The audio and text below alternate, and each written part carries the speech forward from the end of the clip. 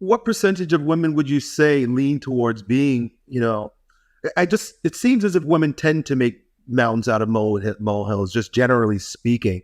Um, how do you deal with that when a woman proposes it, right? Hey, this is a big deal. It's not. Do you just automatically say, she's a drama queen and, red flag her and kick her out? Or is there Well, means by which we can, revert that or change that in her?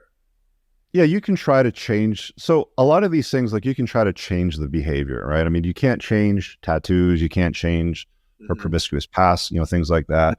But somebody being a drama queen, making a big deal out of something. Let me just think of an example.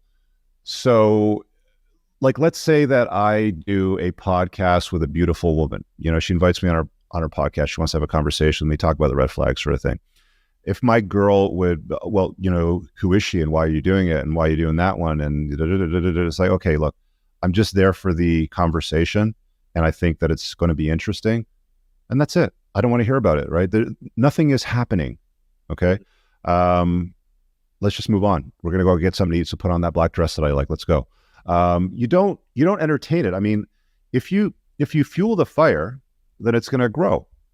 Right. But if you put your foot down and say, I'm not going to engage in this nonsense, without saying I'm not going to engage in this nonsense, but basically by way of your actions and your words and the choices that you handle it by, then you set that boundary and it becomes clear. Yeah.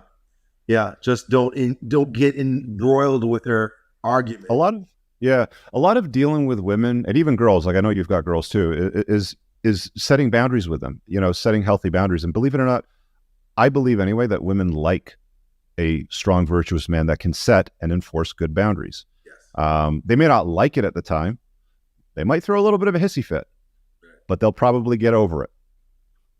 Yeah, I agree. I've seen that 100%. Okay, great.